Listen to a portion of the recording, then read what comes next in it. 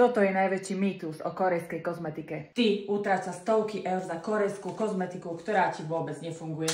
Vieš, prečo ti nemusí zafungovať korejská kozmetika? Možno si sa ešte nad tým nezamýšľala, ale korejská kozmetika bola vytvorená pre ázijský typ pleti. Aziatky žijú v inom podnebi a majú inú genetiku.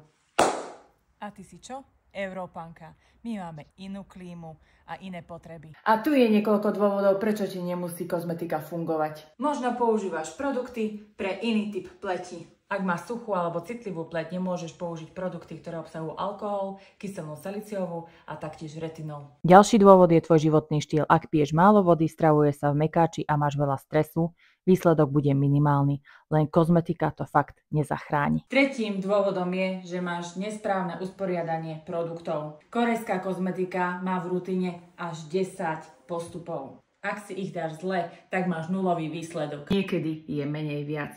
Ak chceš vedieť viacej tipov, nezabudni ma sledovať.